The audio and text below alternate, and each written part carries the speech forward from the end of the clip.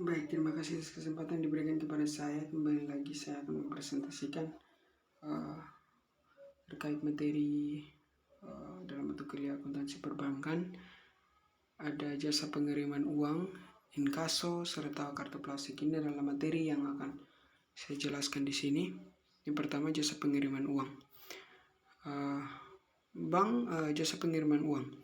Bank menyelenggarakan jasa pengiriman uang kepada masyarakat. Pengiriman uang atau transfer adalah perpindahan dana antar rekening dari suatu bank ke cabang bank sendiri atau bank lain, baik untuk kepentingan nasabah maupun kepentingan bank itu sendiri. Kegiatan transfer akan memberikan manfaat bagi bank, yaitu adanya pengendapan dana terutama transfer yang dilakukan tidak pada hari yang sama, memberikan pendapatan jasa transfer. Jasa transfer saat ini semakin canggih. Perkembangan terkini Bank Indonesia telah menyelenggarakan Bank Indonesia Real Time Gross Settlement. Sistem ini sangat cepat dalam menangani transfer antar bank. Nah, di sini pihak-pihak yang terlibat dalam kegiatan transfer di sini ada nasabah sebagai pihak pemilik dana atau pengirim atau penerima dana yang akan memindahkan dananya atau menerima sejumlah dana dari pihak pengirim melalui jasa pengiriman uang. Lalu ada bank penarik. Di sini bank pelaku transfer atau bank yang menerima dana dan amanat dari nasabah untuk ditransfer kepada drawer atau bank tertarik yang kemudian diserahkan kepada penerima dana atau beneficiary. Untuk bank tertarik atau drawer bank, di sini bank yang menerima transfer masuk dari drawer bank untuk diteruskan atau dibayarkan kepada penerima beneficiary. Beneficiary di sini pihak terakhir yang berhak menerima dana transfer dari drawer bank.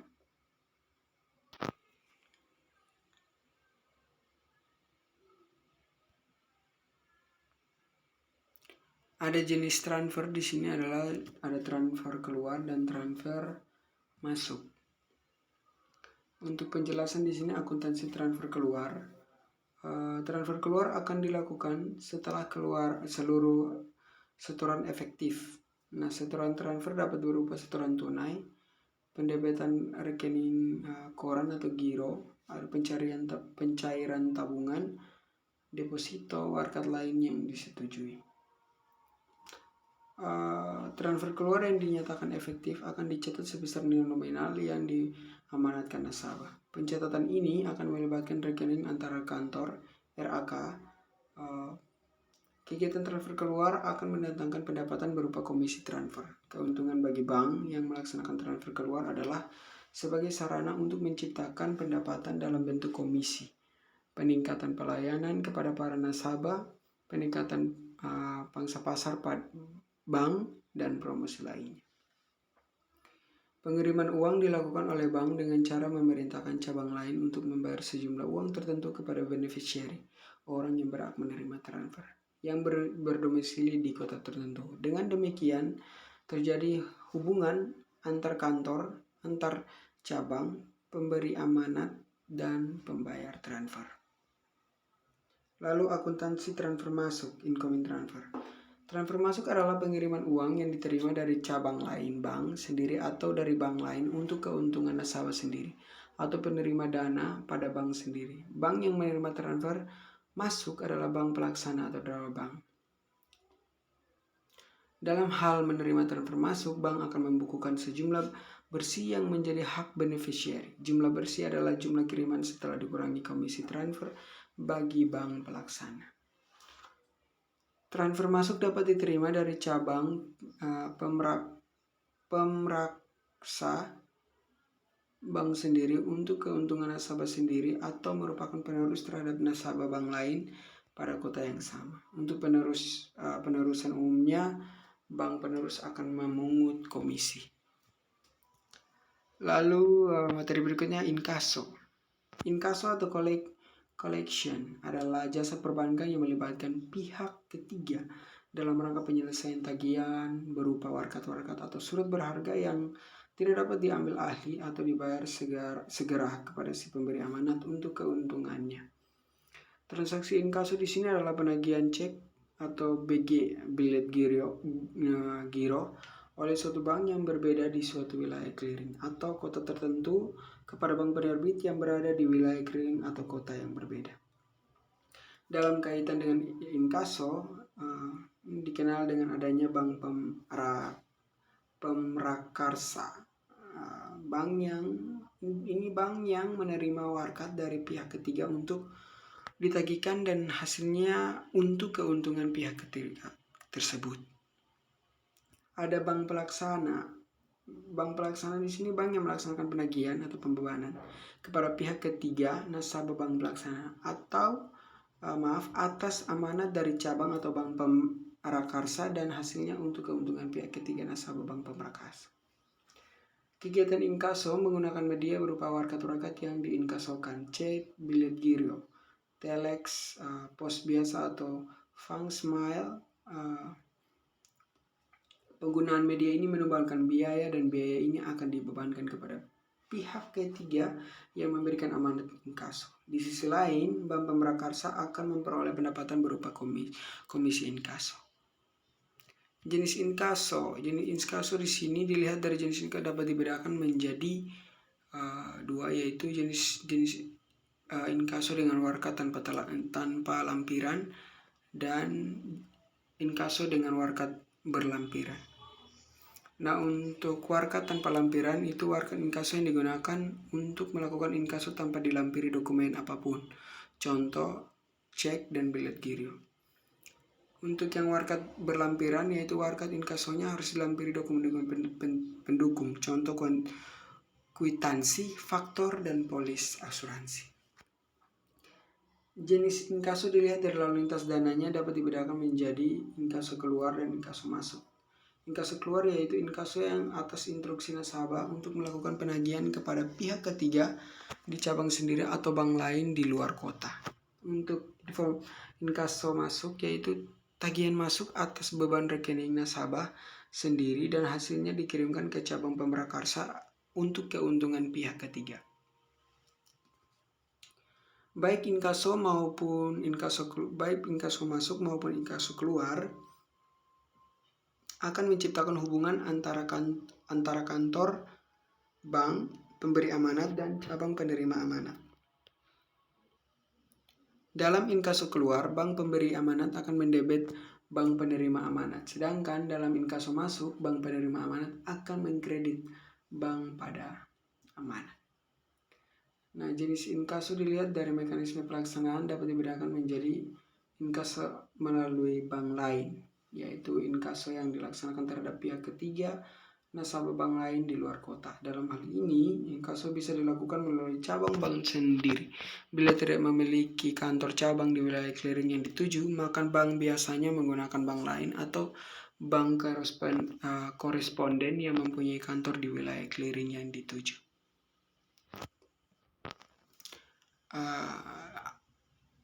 Di sini ada akuntansi inkaso keluar. Inkaso merupakan kegiatan bank yang mengandung ketidakpastian. Bank melakukan inkaso, namun tidak setiap inkaso akan memberikan hasil pihak tertagih. Akan memberikan hasil.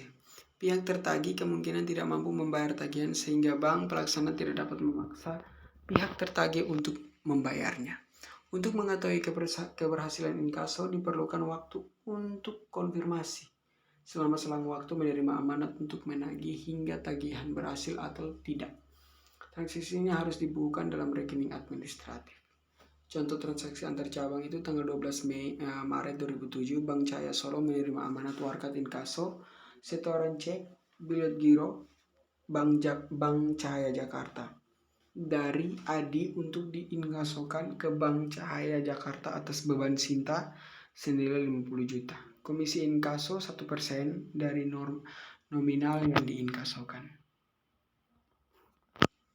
Nah, pada saat menerima setoran, cek atau bilet giro, warkat, Bank Cahaya Solo sebagai bank pemrakarsa harus mencatat pada rekening administratif sebagai berikut. Untuk tanggal 12 Maret 2007, rekening warkat inkaso disetor dan ditagih pada posisi kredit sebesar 50 juta. Pencatatan dengan ayat jurnal tunggal pada posisi kredit sebab transaksi ini sifatnya bersyarat dan bila berhasil akan menimbulkan kewajiban bank pemrakarsa untuk menyerahkan atau mengkreditkan ke rekening pemberi amanat. Nah, pada hari yang sama Bank Cahaya Solo menerima konfirmasi bahwa inkaso untuk beban sita nasabah Bank Cahaya Jakarta dinyatakan efektif, ada dananya. Maka tugas Bank Pemrakarsa pertama menihilkan rekening administratif untuk inkaso ini. Kedua, melimpahkan hasil tagihannya kepada yang berhak dengan cara mencatat pada rekening real atau efektif. Pencatatan pada rekening administrasi sebagai berikut.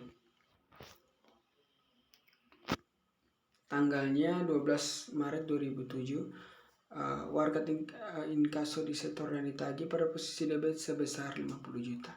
Untuk pencatatan pada rekening real Bank Cahaya Solo, di sini RAK cabang Jakarta pada posisi debit sebesar 50 juta, untuk giro ADI sebesar 49.500 dan pendapatan komisi inkaso sebesar 500.000 didapat dari 50 juta dikali 1%.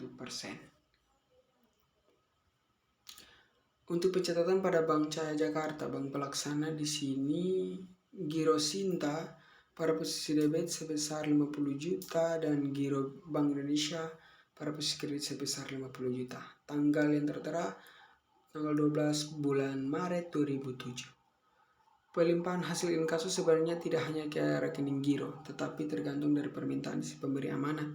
Misalnya bisa ke tabungan atau rekening lain yang dikehendaki. Di sini akuntansi inkaso masuk dari cabang bank sendiri. Di sini untuk inkaso masuk yang berasal dari cabang bank sendiri, maka tugas bank pelaksana adalah membebankan ke rekening pihak tertagih. Misalnya bahwa Sinta sepakat untuk membayar dengan beban giro Sinta sebesar 20 juta. Beban tabungan Sinta itu 7.500.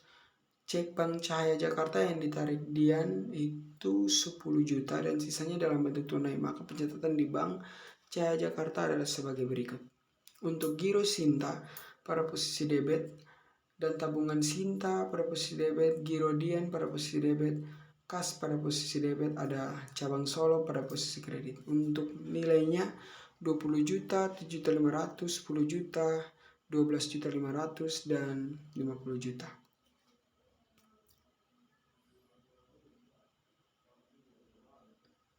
Yang berikut transaksi antar bank via kantor cabang bank sendiri. Transaksi inkaso antar bank dapat diselesaikan melalui kantor cabang bank sendiri yang terdekat, ada di wilayah clearing bank yang dituju. Dengan demikian, Bank Pemrakarsa yang melakukan inkaso hanya akan berhubungan rekening dengan kantor cabangnya, sedangkan kantor cabang sendiri akan berhubungan dengan bank lain di wilayah clearing yang berbeda yang telah menerbitkan cek atau bilet giro. Oleh karena itu, pencatatan transaksi ini terjadi di Bank Pemrakarsa, bank pelaksana cabang bank sendiri, dan bank lain tertagih. Yang terakhir, kartu plastik. Kartu plastik adalah instrumen pembayaran atas kartu yang diterbitkan oleh bank atau lembaga pembiayaan yang lain yang dapat digunakan untuk alat pembayaran atas transaksi barang atau jasa dan dapat digunakan untuk penarikan tunai. Jenis kartu plastik berdasarkan fungsinya ini adalah kartu kredit atau credit card, kartu yang dapat digunakan sebagai alat pembayaran transaksi jual beli barang dan jasa. Kemudian pelunasan atas penggunaan dapat dilakukan sekaligus atau secara angsuran sejumlah minimum tertentu. Lalu ada cherry card, di mana kartu yang dapat digunakan sebagai alat pembayaran suatu transaksi barang dan jasa. Kemudian pemegang kartu diwajibkan membayar kembali secara penuh seluruh tangguhannya pada akhir bulan atau bulan berikutnya dengan atau tanpa beban tambahan. Penggunaan kartu ini tidak dibatasi limitnya. Ada kartu debit. Kartu debit di sini kartu yang dapat digunakan sebagai perintah bayar atau pendebitan rekening pemegangnya. Transaksi dengan menggunakan kartu debit adalah transaksi tunai yang pembayarannya tidak dengan uang tunai, tetapi melalui pembebanan rekening pemegang kartu debit dan pengkreditan terhadap rekening merchant. Lalu ada cash card, kartu tunai, sering disebut kartu ATM, yaitu kartu yang dapat digunakan untuk penarikan tunai, baik di counter-counter konter bank maupun pada anjungan ATM. Seseorang pemegang kartu ATM harus memiliki rekening tabungan di bank. Penarikan hanya bisa dilakukan bila saldo yang dimiliki mencukupi untuk ditarik. Lalu ada cek Guaranteed Card. Ini adalah kartu yang dapat digunakan sebagai jaminan dalam penarikan cek oleh pemegang kartu tersebut. Jenis kartu plastik menurut wilayah berlakunya di sini adalah kartu plastik lokal dan kartu plastik internasional. Untuk kartu plastik lokal yaitu kartu plastik yang berlaku pada wilayah tertentu, misalnya seluruh Indonesia. Untuk kartu plastik internasional yaitu kartu plastik yang berlaku dan dapat digunakan di seluruh dunia. Contoh Visa, American Express, Carte Balance, Mastercard, dan Dinner Club. Untuk mekanisme transaksi ini kartu kredit, untuk memiliki kartu kredit, seorang calon card holder harus mengajukan permohonan terlebih dahulu kepada bank penerbit issuer. Pihak issuer akan mempelajari kelayakan pemohon dengan mengkaitkan persyaratan penghasilan minimum, kemudian ditentukan kelompok regular atau gold. Pada saat pembukaan, pemegang kartu kredit diwajibkan membayar uang angkal dan annual fee yang besarnya bervariasi setiap bank. Kartu kredit yang telah disetujui dapat digunakan untuk transaksi dengan pihak merchant. Card holder cukup menunjukkan kartu kredit dan kemudian akan digeserkan pada mesin tertentu. Untuk mengetahui kartu kredit dan pihak card holder langsung mendatanganinya, dan pengguna kartu kredit bisa di mana saja penggunaannya pada tempat merchant yang telah menjalin kerjasama dengan bank penerbit kartu kredit. Merchant di sini adalah pihak yang menyediakan barang dan jasa, contoh hotel, supermarket, dan restoran. Untuk akuntansi kartu kredit, di sini transaksi kartu kredit dicatat sebesar nilai bruto tagihan bank yang belum dilunasi oleh card holder. Nilai bruto di sini adalah sebesar debit. Penerbitan kartu kredit merupakan komitmen bank untuk memberikan realisasi kredit ketika card holder menggunakannya. Sehingga pencatatan pertama adalah pada rekening administratif kelompok komitmen kewajiban. Komitmen ini sebagai plafon atau limit kredit yang diberikan. Sekian hasil presentasi dari saya. Atas perhatiannya, saya ucapkan terima kasih.